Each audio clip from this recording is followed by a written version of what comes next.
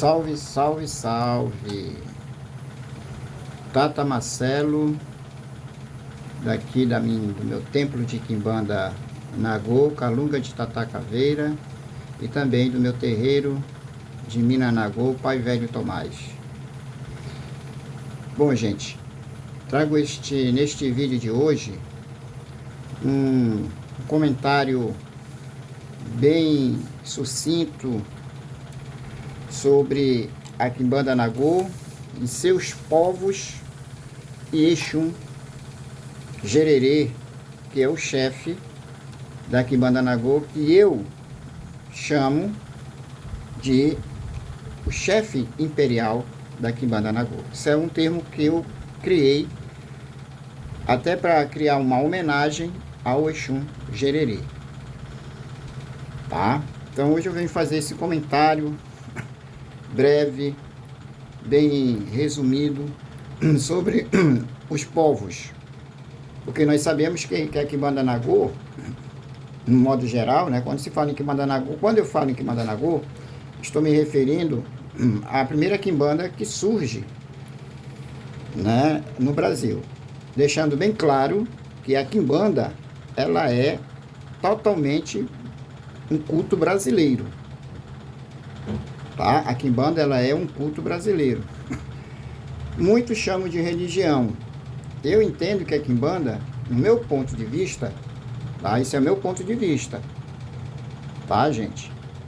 Claro que eu respeito os demais pontos de vista. No meu ponto de vista, eu tenho a Quimbanda como um culto, tá? Um culto. Por que um culto? Porque dentro da Quimbanda nós fazemos várias obrigações, né? Várias formações de obrigações. Exemplo, aqui na minha casa eu tenho o culto às rainhas pombogiras, tá? Tenho o culto ao meu frenteiro Tata Caveira. Então, eu entendo que seria um culto, uma Kizomba. O que é uma Kizomba? É um culto, uma homenagem, uma injira que nós fazemos, tá? Mas isso é dentro da minha concepção, como eu enxergo a Quimbanda. Respeito, claramente digo novamente, os pensamentos, as concepções de outros irmãos de Quimbanda. Bom, vamos lá.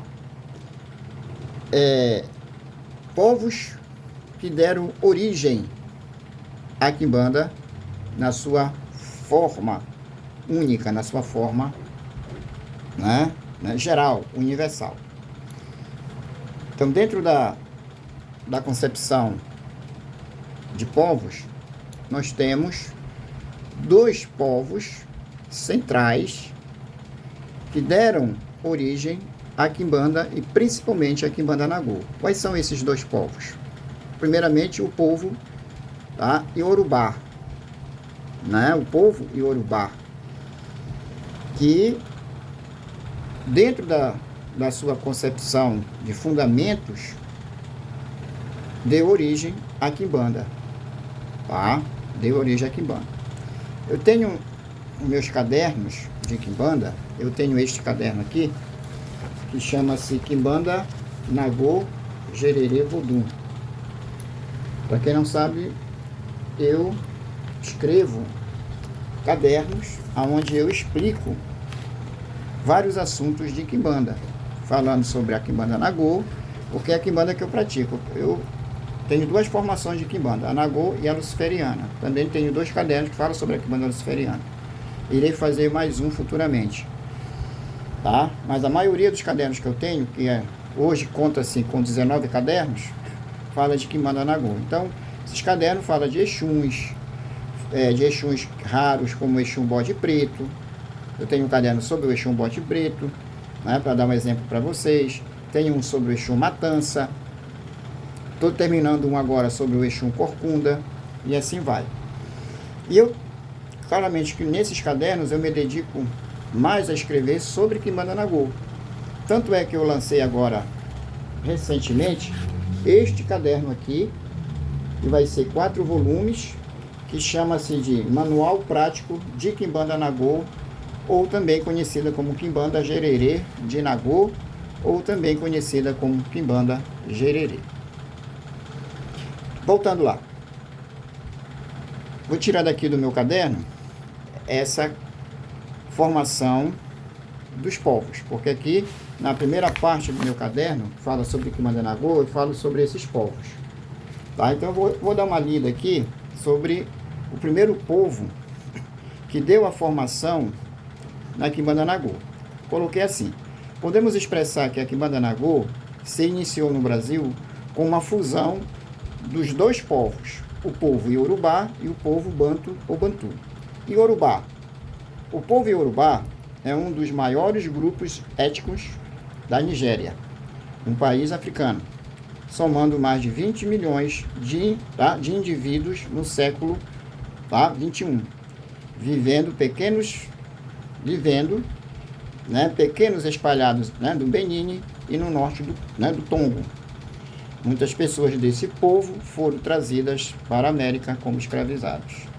Então, quando esse povo iorubá chega no Brasil, no período colonial, eles trazem na sua bagagem todo um fundamento das suas concepções religiosas, das suas práticas espirituais que eles praticavam lá na África. Então chega aqui no Brasil, depois vem o povo Banto e junta-se esses dois povos e trocam experiências de fundamentos, trocam experiências de vida, trocam experiências no processo da ancestralidade. Não podemos esquecer isso, que a Quimbanda ela é ancestral, Quando se fala no povo Banto, principalmente no povo Banto, que ele tem muito essa concepção da ancestralidade. Então isso tudo vai organizar a Quimbanda no Brasil. Daí vem a concepção, dizer que a Quimbanda ela surge no Brasil devido a essas junções de conhecimentos, essas trocas, eu coloco até assim de uma maneira prática, até brincando, essas trocas de figurinha entre eles, aonde um troca conhecimento com o outro. Aí, aqui no meu caderno eu coloquei assim: povo Banto ou Bantu. Banto é o nome que se dá a um grupo de povos africanos sul-equatorial. Esses povos falam diferentes idiomas, embora sejam todos derivados de uma mesma língua original, e têm diferentes tradições culturais. Os Bantus são um povo africano que habita a região ao sul do deserto do Saara, com diversos subgrupos étnicos e linguísticos. Aí tem aquela questão, A Quimbanda Nagô, ela é uma Quimbanda Banto? Sim, também é, devido a essas junções de povos. E vai mais além, porque acabei de ler para vocês aqui um trecho do meu caderno, onde eu digo assim, olha, embora sejam todos derivados de uma mesma língua original, então lá eles têm diferentes idiomas, mas originais de uma língua única, aonde esta formação linguística ajudou muito a formar a Quimbanda no Brasil. Daí se diz que a Quimbanda também ela é Nagô Banto,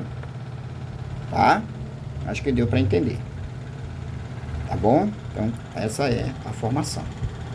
São esses dois povos centrais, principais. Mas não podemos nos esquecer que, além desse povo Iorubá e o povo Banto, a Quimbanda também ela teve a sua formação através de duas outras formações centrais, de um outro povo que nós não podemos esquecer e sempre temos de lembrar, e que está um pouco esquecido, que é as formações indígenas na Quimbanda Nagô, principalmente na Quimbanda Nagô, claramente que a formação indígena, os conhecimentos indígenas dos nossos índios que já habitavam essas terras brasileiras muitos séculos antes da chegada dos portugueses, não podemos esquecer. É através da cultura indígena que a Quimbanda Nagô também teve a sua grande formação. é através dessa formação dos povos indígenas, do conhecimento da erva, olha aí, claro que o povo banto também trouxeram seus conhecimentos de ervas, né? Trouxeram todo um conhecimento de magia, de feitiçaria, de bruxaria. Há uma grande diferença entre bruxaria, feitiçaria, magia e também mandinga. Isso vai ser um próximo vídeo, onde eu vou falar dessas diferenças. Mas o povo indígena, ele vai estar ali também somando conhecimento com esses povos étnicos, urubano e bantus, para formar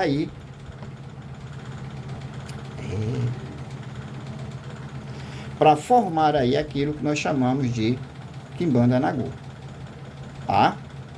De Quimbanda Nagô.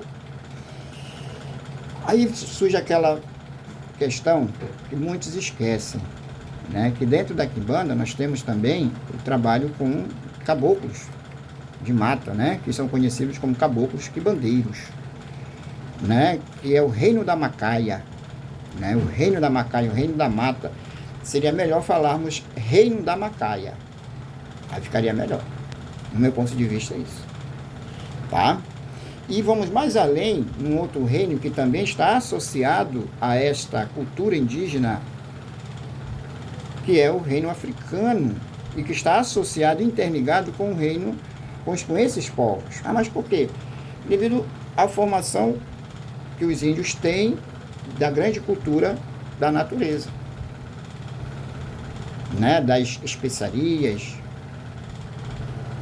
que os índios têm, que também passaram esse conhecimento aos povos africanos. É por isso que eu digo que além dos 7 reinos de Quimbanda, existe mais um, que é o 8º, que é o reino africano. Neste caderno aqui,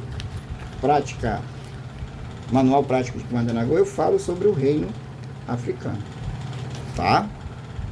Que dentro da minha tradição de Quimbanda Nagô, eu pratico a formação do reino africano, que é onde está ali um pezinho do Exu Gererê, tá? Voltando lá.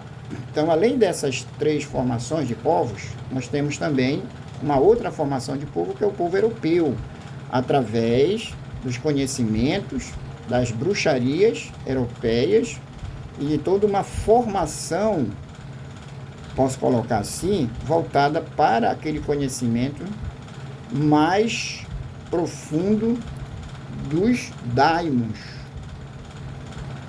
aonde o nosso grande escritor, que escreveu um livro chamado Exu, que foi Aloysio Fontinelli, ele vinha falando sobre isso, e foi o primeiro escritor, interessante que era um bandista, né? Mas ele tinha uma pegada muito grande de Quimbanda, aonde ele foi o primeiro escritor com esse livro Exu, que ele coloca faz as simetrias de determinados Exus que eram mais falados na época, que vinham mais em terra, fez essa associação com os daimons. Da onde é que ele foi buscar isso? No Grimório Veros, nesse Grimório aqui, ó. No Grimório Veros. Que foi trago esse Grimório Veros? Claro que não foi esse, né? Isso aqui já é uma reedição do Grimório Veros, pelas bruxas que vieram de Portugal, degradadas de Portugal lá, ou seja, vieram expulsas de Portugal para fazer morada no Brasil, né? Porque tudo que não prestava lá na época colonial, os portugueses, na Europa, em Portugal, eles mandavam para o Brasil, né? O Brasil antigamente era conhecido como terra de ninguém, né? Mas isso ajudou a formação do nosso povo de maneira cultural, né? Na linguagem, né? Nas formações centrais da cultura em modo geral. Então, gente, isso mostra todo um expoente daquilo que chama-se hoje Quimbanda, tá? Então, aí, a gente vamos para aquela concepção de que dentro da Quimbanda, principalmente da Quimbanda Nagô, nós reverenciamos 3 grandes daimons, chamamos de Império Maioral, ou os maiorais, que está associado aqui, olha, que vem do Grimório Veros. Quais são eles? Todo mundo já conhece. Beuzebu, Lúcifer e Astarote ou Astarote, tá? Que Aloysio Fontinelli foi buscar no Grimório Veros, fundamentação para associar com os Exuns. Forma aí a quimbanda propriamente dita.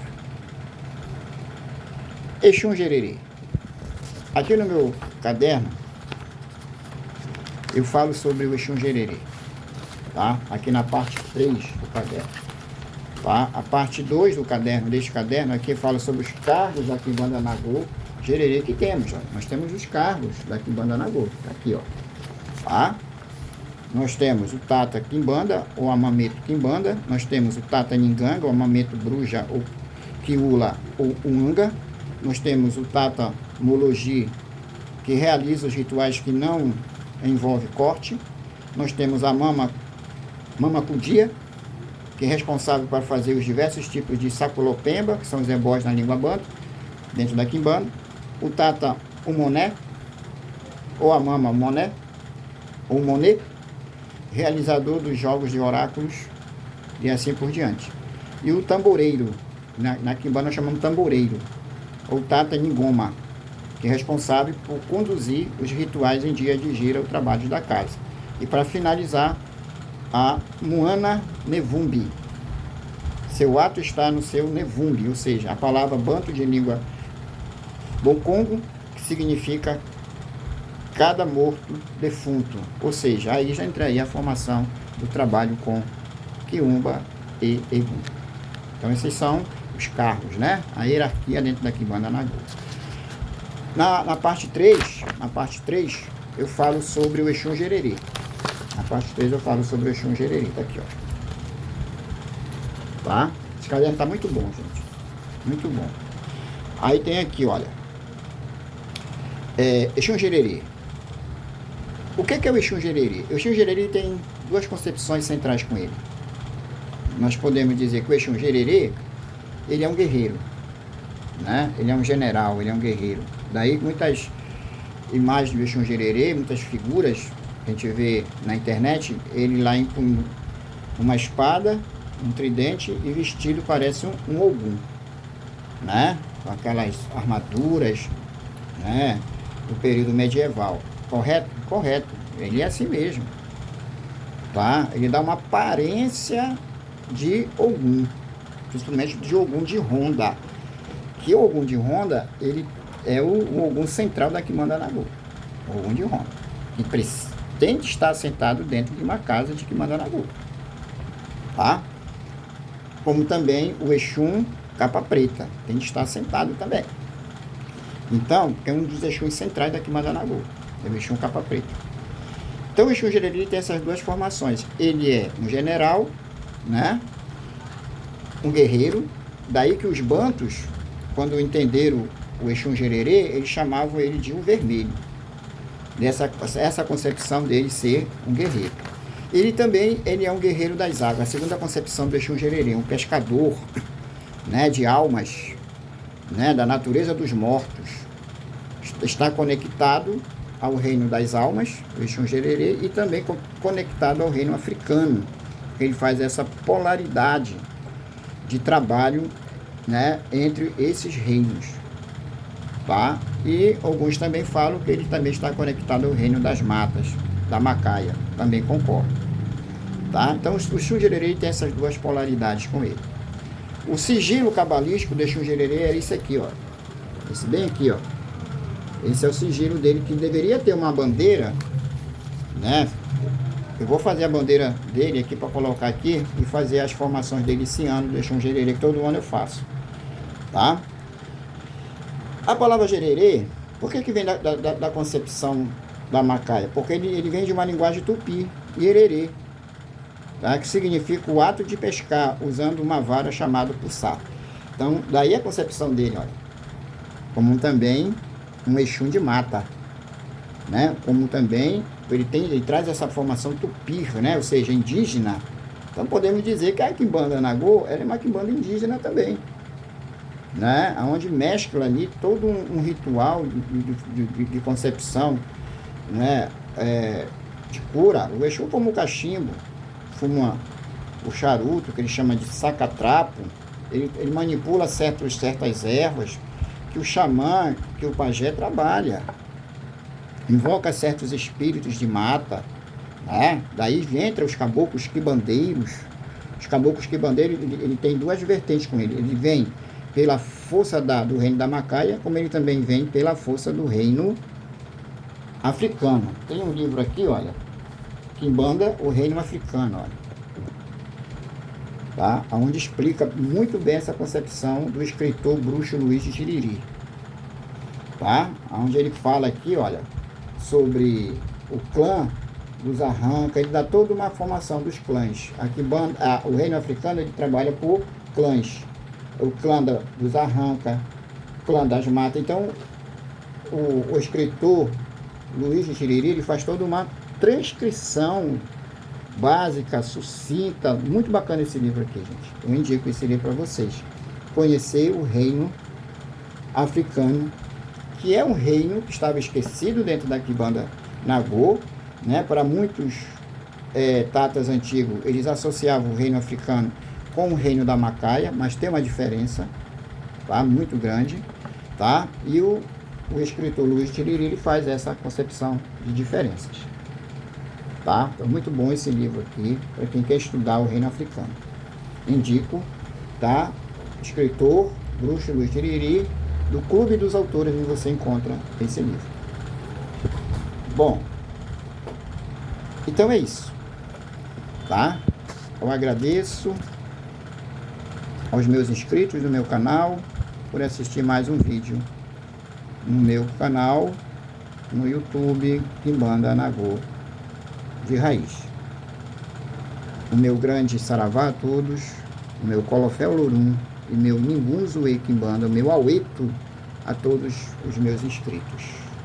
Salve o maioral de Quimbanda de todos os infernos, que assim seja.